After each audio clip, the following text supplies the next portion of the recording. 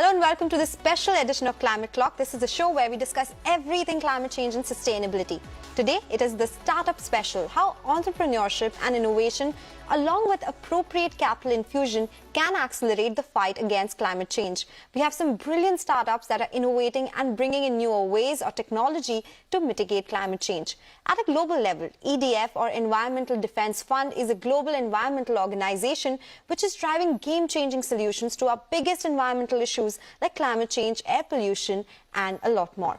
How can India tackle this issue with a combination of investment capital, industry know-how, and entrepreneurial spirit? We have with us some brilliant founders. We have Sriram Kuchimanchi, who is the founder and CEO of Smarter Dharma, Sukhmeet Singh, founder and CEO of A2P Energy Solutions, and Nitish Rai, founder and CEO of Freight Fox. Gentlemen, thank you so much for joining us today and speaking with CNBC TV18 about how technology can play a role as far as the fight against climate change is concerned.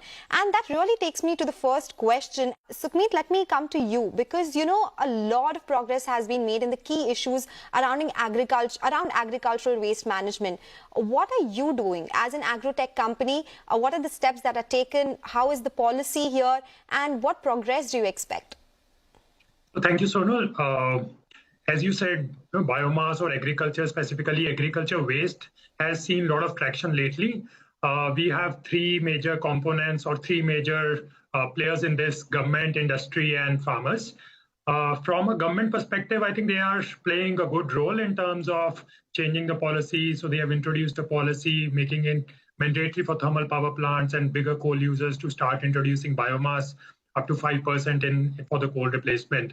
When we talk about the industry itself, because of fossil fuel disruption and high energy prices, they are not because of climate change, but also because of the disruption in other fuel sectors.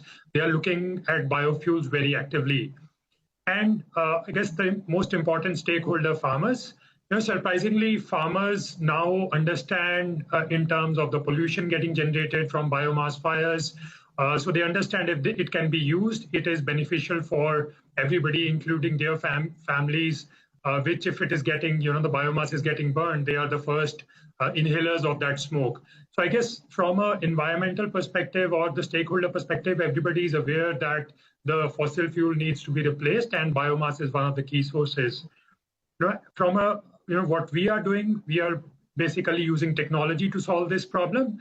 So we have made a platform which can identify biomass fires through satellite images. Then we know that, okay, these are the fire points across India where the biomass is extra. We have made a platform which basically connects the biofuel manufacturers with the end users, because the end user wants biofuels to be consolidated and want a consistent supply, quality, and in bulk quantities. So that's where our platform, Biofuel Marketplace, comes into place, where we connect small manufacturers of biofuel across India with the bigger players, and also sometimes farmers who want to supply directly the biomass waste to the bigger users. So that is very interesting because, we see agricultural waste being there. We talk about stubble burning every year, December, but we really needed some technology solutions here to fight this issue. All three of you in different segments. So let me go across to, now Sriram, because Smarter Dharma is doing something as far as the construction space is concerned. Tell us more about your venture, because real estate is one of the biggest emitters of pollution in the globe, actually. So how does your venture allow these emissions to come down, and what is the pipeline looking like here? Yeah, thanks, Sonal. So the construction industry is, as you rightly said, in the top 4. Infrastructure in general is in the top 4 greenhouse gas emitting industries. But what we are excited about is that it also has the highest greenhouse gas mitigation potential for the least capital investment. Simply because a building, once you build it, and any building, right, including a warehouse, a hotel, a house, a hospital, no matter what, they'll live 55 to 70 years. The fact that they're living that long, if you build them efficiently, if you build them with a decarbonized design solution, you automatically reap benefits over a long period of time, which is why the opportunity to have a long-term and sustained impact was possible in infrastructure industry, which is why Smartism started focusing on that. But I also want to add another thing.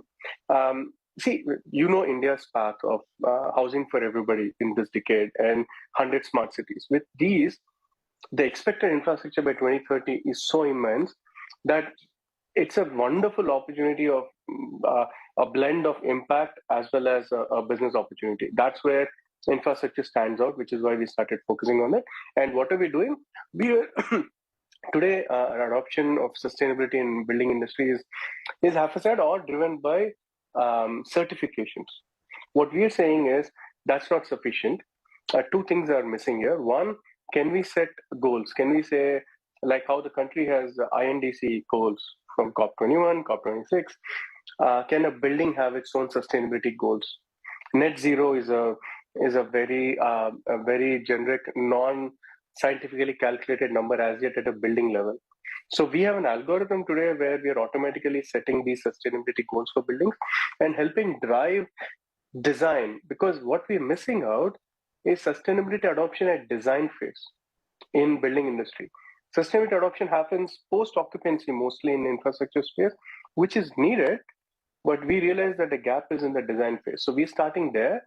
We're helping the builder make a decision in any infrastructure decision making based on goals and driving that goal towards implementation.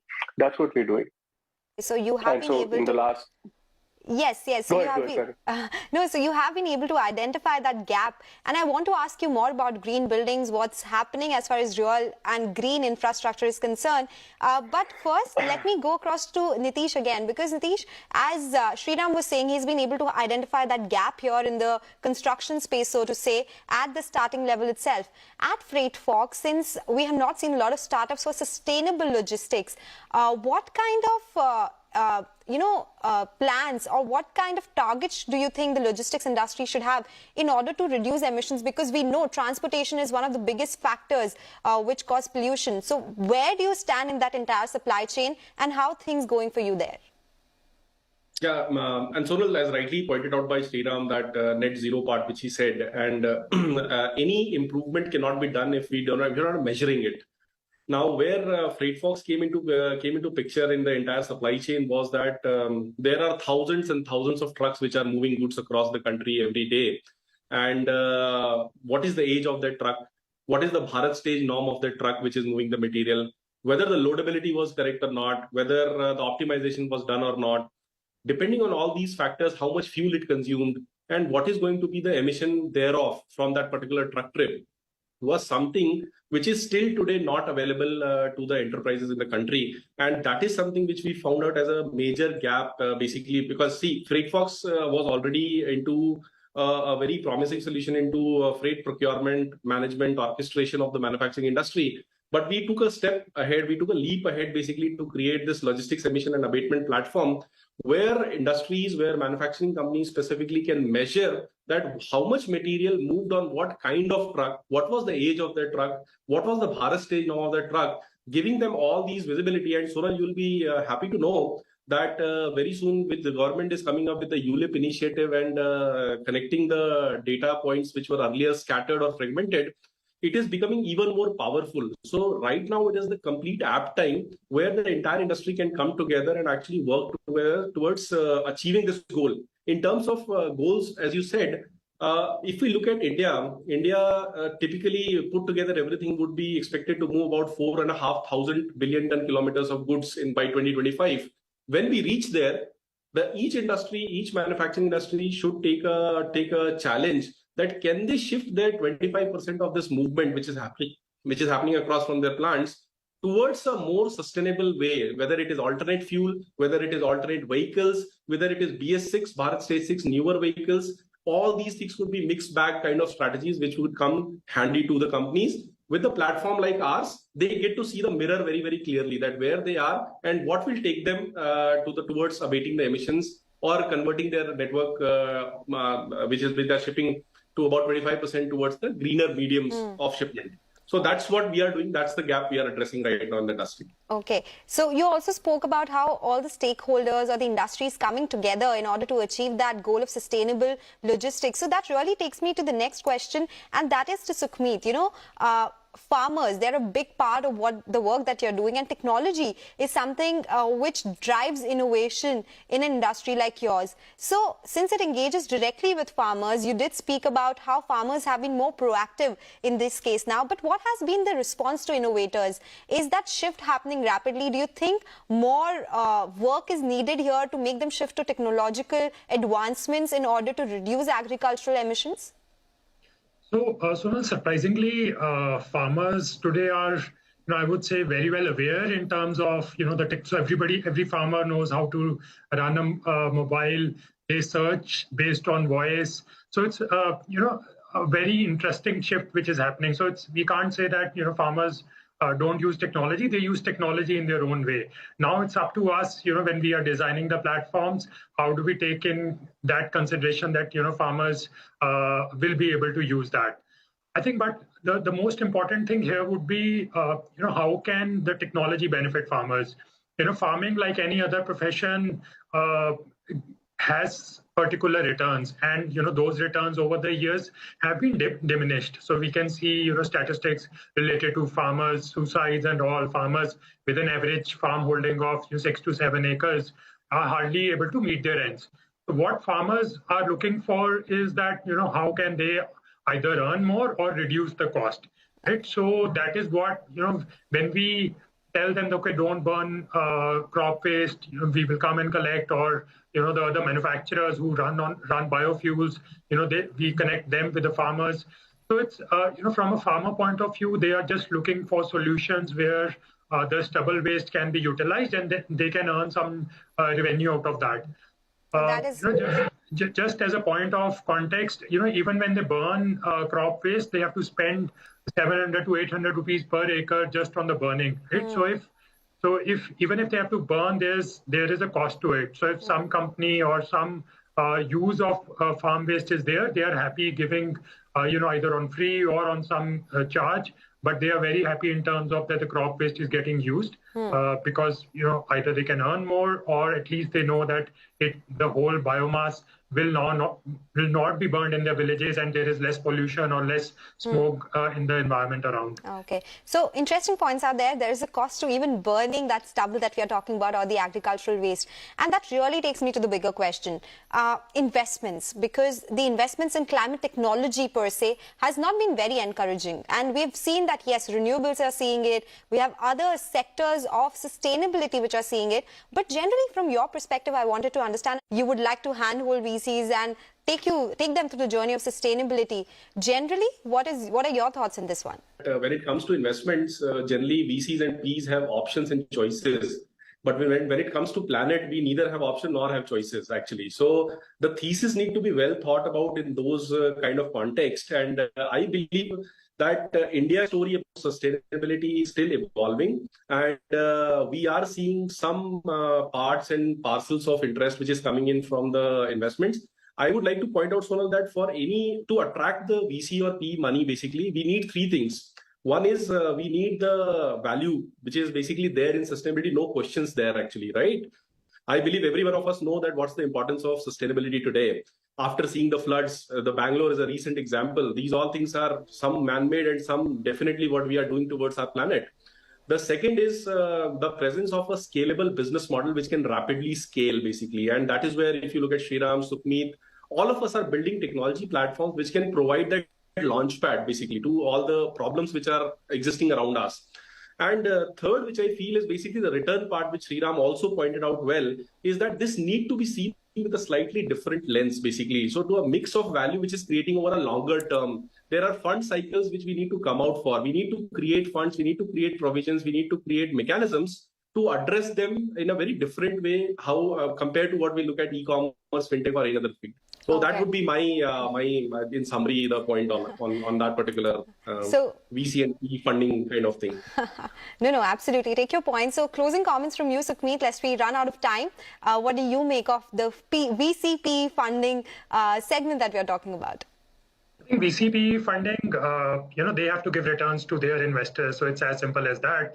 Until unless we start putting value to air pollution or social impact, that's all fine. When they make Excel sheets, they say, okay, keep that away. Where are the numbers? And then, all the other things about reduction of air pollution or the impact, comes as a side note, right? So unless we start giving dollar values to these things, I think the climate funding will be a tough choice. I think just from a different perspective, right? So startups in climate space can also get huge contracts from bigger organizations. But what we have seen, there also ultimately the value comes in terms of, if we are giving green fuel in terms of dollar value comparison to coal. Though the CEOs talk about sustainability and all, but ultimately the game ends up with the procurement managers, where they say, compare it with other fossil fuels and then give us the costings, correct? So then, those sustainability, air pollution things are kept outside the door.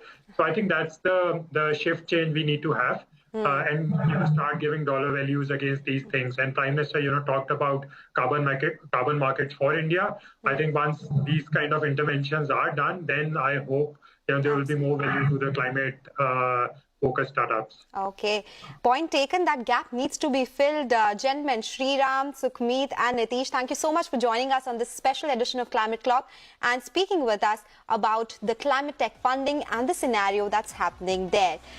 With that, we'll take a quick break, but don't go anywhere. We'll come back with the other segment very soon.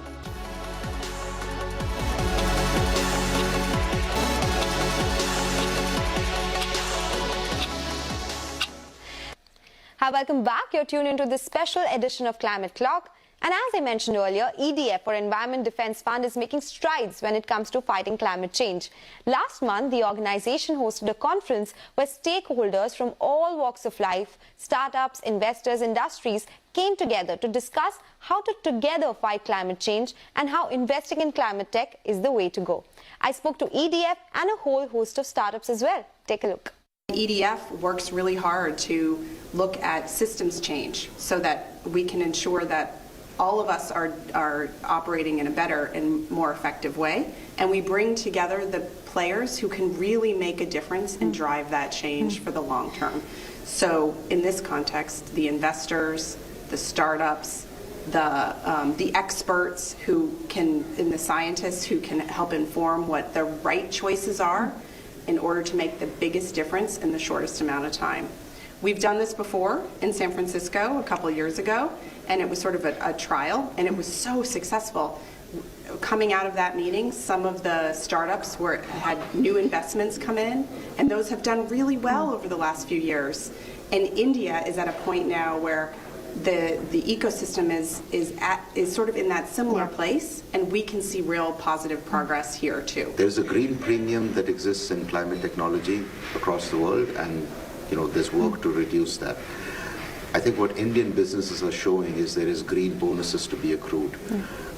Cement companies, steel companies that are engaging in the circular economy or using heat more efficiency, or consumer goods companies that are optimizing freight are all doing good for the environment, but are improving margins in the here and now. So the narrative is different. As you're thinking of a high growth economy, when you're doubling steel, doubling cement, etc., there is an opportunity now, and some, not all, some of the technology that will allow you to double but build the second half as green, similar to the profile that we have on energy.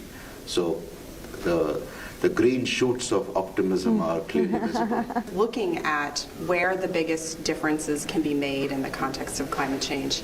And we can't get to a net zero future in any place of the world if we don't look to innovation as a key driver of that pathway. And so that's why we're here, because of the need to innovate and support the development and of new solutions and helping to bring them to market. And I think there's tremendous potential here in India to do that as India builds and develops.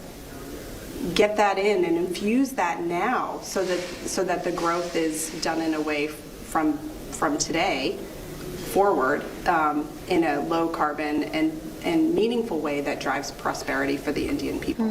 If you look at defining climate through three kind of buckets: mitigation, adaptation, and resilience, one of the biggest opportunities in mitigation is the energy transition value chain.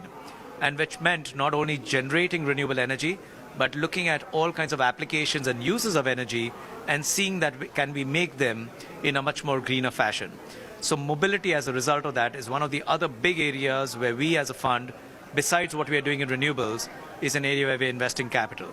So today a fund which is a $750 million fund, it's, incidentally turns out to be the largest single country fund in the developing markets, is a third invested in renewables, a third invested in mobility, and then we are investing in areas like water, climate finance, energy efficiency. Really happy to hear investors wanting to invest in asset, right? Because for the last, I would say, a decade, it's always been, is your model asset light?